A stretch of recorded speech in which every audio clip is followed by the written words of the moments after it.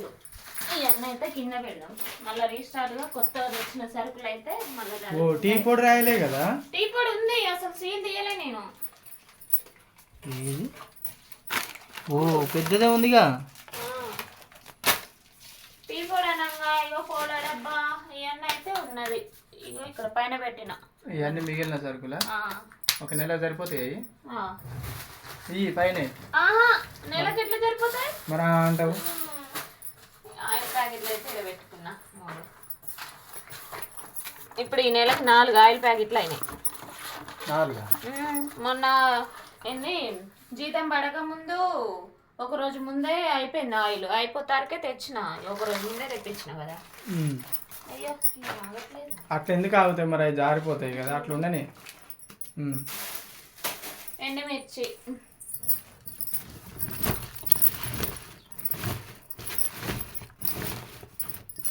మర్చిపోయిన రిచ్చమ్మకి ఇడ్లీకి నానబెట్టాలి. ఈ 2 ఉన్నాయి చక్కెర. కేజీయా? ఇది కేజీది, ఇది ½ కేజీది. అసలు పోయినసారి సీలే తీయలేదు. అంత ముందు సారి మిగిలేసరికి పోయిన నెల మొత్తం అదే వాడుకున్నా. ఇప్పుడు ఈసారికి పర్లేదు, బెటర్ ఉంది. సార్ అమ్మ దండ, పెద్ద దండ పట్టుకొని వచ్చిండు మా ఆయన అయితే. ఆల్రెడీ డబ్బాలో అయితే ఉన్నది. ఉందా కొంచెం? అది కంప్లీట్ అయిపోయిన తర్వాత ఇవి ఒక్కొక్కటి చింపి అలా పోస్తావా, లేకపోతే ప్యాకెటే వాడతావా ఇక డైరెక్ట్?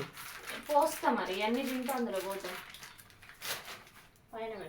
అందులో పోస్తే ఎందుకు? అవసరం ఉన్నప్పుడు ఒక్కో ప్యాకెట్ చింపి వాడుకోరాదు? డబ్బా ఉంది కదా. డబ్బా ఉందిలే కానీ ఏమో మరి మళ్ళంతా స్మెల్ ఏమన్నా పోదుగా? స్మెల్ రాదు. స్మెల్ పోదుగా అంటున్నా. బట్టల సబ్బులను బోళ్ళ సబ్బులు అయితే ఇలా పైన పెట్టుకున్నాం. మళ్ళీ ఇందులో సబ్స్క్రైబర్ అయితే చెప్పారన్నమాట. ఏంటంటే మనం తినే వస్తువులను ఈ సబ్బులు ఒక్క కాడ కలిపి పెట్టొద్దని చెప్పారు. మాకు తెలియక అన్నీ ఒక్క కాడనే కలిపి పెట్టినాం. ఇది పిండి, మైదా పిండి ఎంత ఉంది? ఏదో ఒకటి చేద్దాము, పునుగులకు దానికో దీనికో అవుతుందా నేను చూస్తా. అంటే మరి ఇప్పుడు నానబెడతావా? సాయంత్రం చేస్తావా పునుగులు? పాత సబ్బులు మిగిలినాయా? పెరుగు ఉండాలి అందులోకి. పెరుగు ఎంతసేపులే కానీ పాత సబ్బు ఒకటే ఉంది, ఒకటి మిగిలింది. సంతూర్ సబ్బు అయినా అదేనా? అబ్బా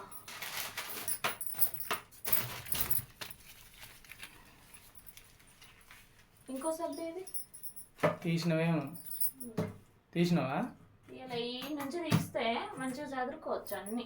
మరి ఏమున్నాయి అలా డబ్బాలల్లా?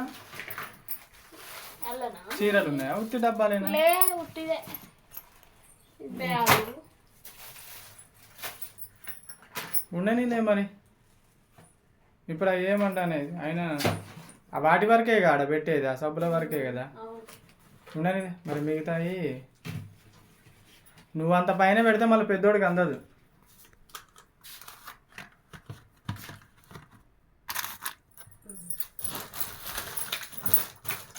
బట్టల సబ్బు బోళ్ళ సబ్బు అయితే ఒక్కొక్కటి తీసిన ఇయ్యాలి.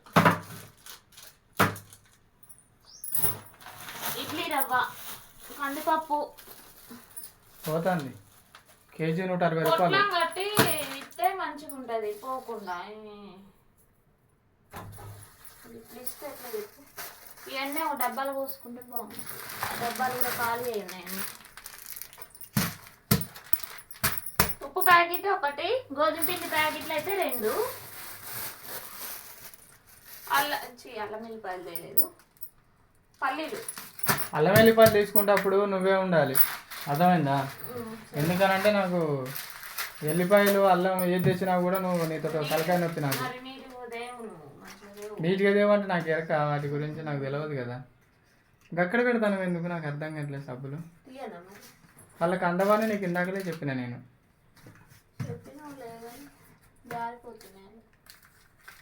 సర్ఫ్ ఉంది డబ్బాల బయట. ఇదైతే ఇప్పుడు సర్ఫ్ ఎక్కడిది? అయిపోయిందంటే ఇవి అయిపోలే. సబ్బులు అయిపోయినాయి. సర్ఫ్ ఒక్కటి ఉన్నది. ఇలా కందిపప్పు పట్టింది. ఇవి వచ్చేసి మినపగుండ్లు. ఇంతకుముందు మోర్ సూపర్ మార్కెట్లో అయితే కొనుక్కున్నా. ఇవి అట్నే ఉన్నాయి. మళ్ళీ ఎందుకు తీసుకున్నా?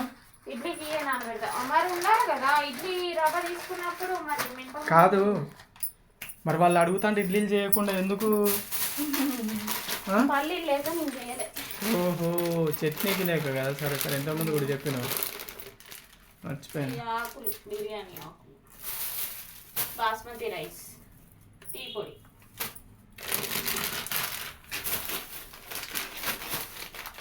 అయిపోయిందా? ఇంకేమైనా ఉన్నాయా? అవేంటి 4 ఉన్నాయి. అయ్యో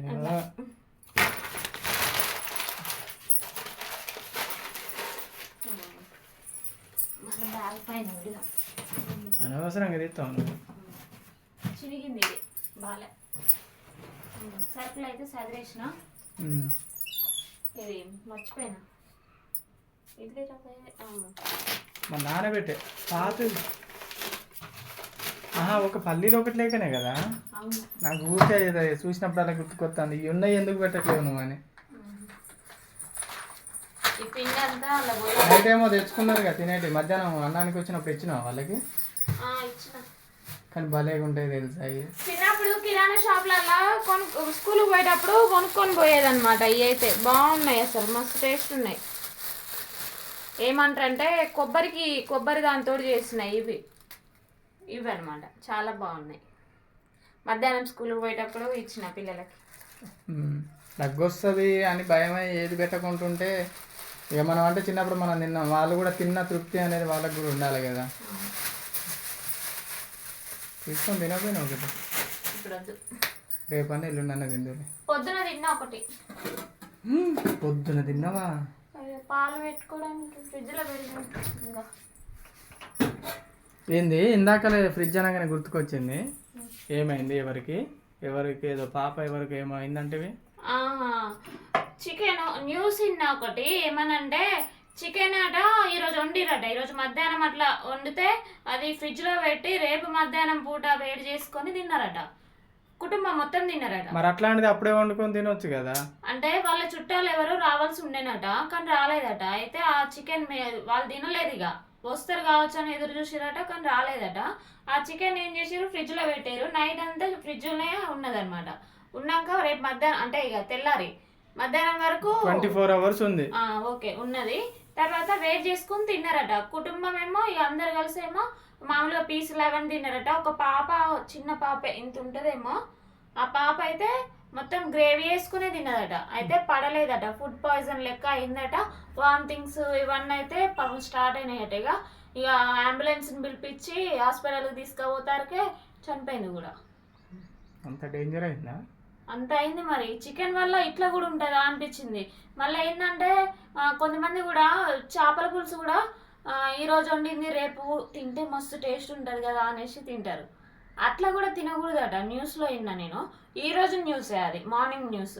కొద్దిగా న్యూస్లో అయితే అప్పుడప్పుడు ఈ మధ్యలో అయితే కొద్దిగా చూస్తాను కాబట్టి ఇన్సిడెంట్ అంటే ఎప్పుడు ఏం జరుగుతుంది అనేది తెలుస్తుంది. ఇక మనకు కూడా పిల్లలు ఉన్నారు కదా. పాపకు పర్లేదు అనుకుంటా నాకు తెలిసి. కొంతమందికి అంటే పడదన్నమాట ఏదన్నా ఫుడ్ పాయిజన్ అయితే ఉంటది. మరి మళ్ళీ వాళ్ళ ఫ్యామిలీలో ఎవరికి ఏం కాలేదు చూసినా పాప మనస్తాపానికి గురైరట. అంటే మామూలుగా ఏంది కళ్ళు తిరిగి పడిపోవడం వాళ్ళు ఉన్నా వాళ్ళందరికి కూడా అయింది.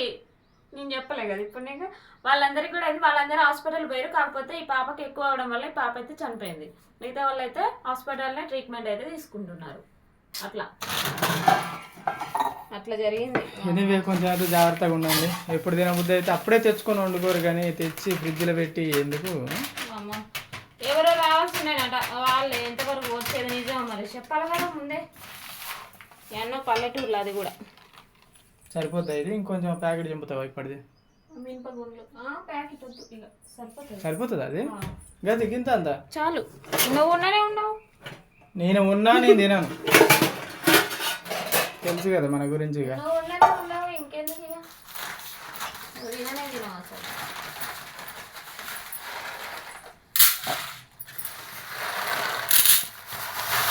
వడలు చేస్తావా చెప్పు తింటా, బోండాలు చేస్తావా చెప్పు తింటా, వడలు నీ కొరకైనా చేయాలి, పూరీలు చేస్తావో చెప్పు తింటా, ఇంకా దోశలు చేస్తావో చెప్పు తింటా. ఒక ఇడ్లీ ఒకటే మనకి నో చేస్తలే. ఇడ్లీ చేస్తే అలా నీకు సాంబార్ ఉండాలి, నాకేమో సాంబార్ సరిగ్గా చేయరాదు అట్లా. ఓ బట్టలు పిండేలేగా, బట్టలు పిండేసినావా? బట్టలు పిండిన అప్పుడే చూసుకోకు. బట్టలు ఎప్పుడు వినా? నేను ఎప్పుడో వినుకున్నా బట్ ఓకే ఓకే. నిన్న ఇవాళ కొద్దిగా పని తొందరనే పూర్తి చేసుకుంటాను, వీడియోల మీద పడతాను. మరి ఇక నీకు ఉండేది అదే పని కదా. నేను ఈ పని చేసుకుంటా అంటే నువ్వు ఇంట్లో వీడియోలు ఒక్కొక్క వీడియో పెట్టినా కూడా కొద్ది గొప్ప నాకు ఆసరైనట్టు సాయం చేసినట్టు ఉంటుంది కదా. మన సబ్స్క్రైబర్ వ్యూవర్స్ చేసే వీడియోస్ వాళ్ళు చేసే సపోర్ట్కి, అదే నువ్వు చేసే సపోర్ట్కి నాకు కొంచెం రిలీఫ్గా ఉంటుంది అన్నట్టు. కాదు ఇంత ఎర్లీగా నానబెడితే అంటే ఇంకేముందిలే, ఇంకో గంట ఆగితే నానబెడతావు ఎట్లా? గంట అవుతే కాదు, ఇక 4 అయింది, ఇక 3:30 అట్లా అవుతుంది. ఇక అంటే మంచిగా ఉప్పుతాయి ఈ మినపగుళ్ళు అనేది.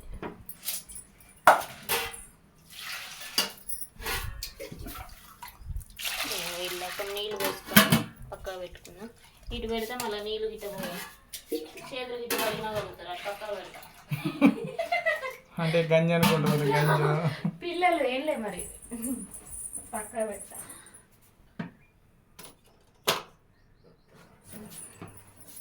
ఇలా కందిపప్పు ఏమో పడ్డదమ్మా. పోనీలే. పోనీనా? ఏది? ఓ చానే ఉందిగా, నీకు ఇంత అంత ఉంది అనుకుంటానా? రేటు ఉన్నదమ్మా కందిపప్పు. అన్నిట్లకల్లా అదే రేట్ ఎక్కువ ఉన్నది. 160 రూపాయలు అయింది మరి ఘోరంగా కందిపప్పు. కొనలేం, ఏమైనా చేనులలో పండితేనే మనం తీసుకోవాలి కానీ చేనులలో పండినప్పుడు ఏర్పడదు.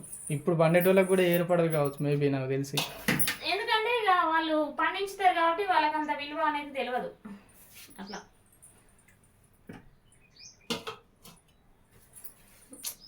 పండించేటోళ్ళకే విలువ తెలుస్తుంది, ఇట్లా కొనుక్కునేటోళ్ళకే విలువ తెలియదు. ఇప్పుడు మనం అప్పుడప్పుడు అంటే చిన్నప్పటి నుంచి వ్యవసాయం చేసేది అలవాటు కాబట్టి ఇప్పుడు ఇక్కడికి వచ్చిన కాంచి ఏదో పెద్ద అఫీషియల్ ఉన్నట్టు అనిపిస్తుంది, కానీ ఆ కష్టం మనకు తెలియదు. ఒక గింజ భూమిలో నాటు పెట్టి అది పెరిగి పెద్దయి పూత వచ్చి పిండి వచ్చి. అవును, పెసరపప్పు తేలే ఈసారి. పెసరపప్పు బదులు కందిపప్పు అయితే తీసుకున్నాం. అసలు కందిపప్పు కూడా తీసుకొని అన్నావు, మళ్ళా అడిగినావు కదా అని చెప్పి నేను తీసుకున్నా. సర్లే, నెక్స్ట్ కర్తవ్యం ఏంటి? ఇంకేం లేదు, ఇక టైం అవుతుంది, వాళ్ళు వచ్చేస్తారు. ఇక పిల్లలు వస్తారు, ఇక సాయంత్రం పని అయితే మళ్ళీ కంటిన్యూ చేసుకుంటా. పాలు వేడి చేసినావా? చేయలే, ఏయి ఫ్రిడ్జ్లో పెట్టినా. నీకు అట్టున్నది. ఫ్రిడ్జ్లో పెట్టినా. ఇది కూల్ తగ్గాలమ్మా, అందుకే నేను తీసి బయట పెడతాను అనమాట. సర్లే, తర్వాత అయితే పాలు వేడి చేసుకొని వాళ్ళు వచ్చినాక టీ పెట్టు. వాళ్ళకి పాలు పోయి నాకు టీ పోయి. వాళ్ళు పాలు తాగుతారు, మర్చిపోయినా నీకు చెప్పడం. 2 రోజుల నుంచి పాలు తాగుతారు. ఎట్లా అంటే ఇగో ఈ గిలాసులు ఒకరు, ఈ గిలాసులు ఒకరు, కొలత అంతే. ఇక దీనిలో పెద్దమ్మ తాగుతుంది, దీనిడేమో రిచ్ తాగుతుంది. పొద్దున తాగుతానన్నా కూడా పోయి 1/2 లీటర్ కాదు, వాళ్ళు తాగుతా అంటే చెప్పు, లీటర్ పాలు తెమ్మన్నా తెస్తా. చిక్కటి తాగుతుంది, కొంచెం చిక్కటి పోస్తాను. ఎవరు రిచ్ అమ్మా పెద్దోడా? ఇద్దరికి. అసలు రిచ్ పాలు తాగదే? తాగదు, కాకపోతే కొంచెం చక్కెర వేసి మంచిగా కలిపి ఇస్తాను, తాగుతుంది. పాలు తాగదు అసలు, 2 రోజుల కాంచి తాగుతాను. స్కూల్ నుంచి వచ్చినాకైతే సరే పాలు సరిపోయినట్టు అంటే అదే కొంచెమే ఇస్తాను. ఇక తోడు పాలు కొద్ది తక్కువ పడుతున్నాయి, అందుకే ఇక మనం పెరుగుకి ఎట్లా వేసుకుంటాం తోడు, అట్లా నీళ్ళు పోయకుండానైతే ఉంచుతాను. ఉంచి పిల్లలకు వస్తాను. సరే, ఎక్కువదేనా మరి పాలు? ఎక్కువ వద్దులే, పెరుగు తగ్గిద్దాం అంత, తర్వాత వేడి చేస్తాం. సరే, ఓకే.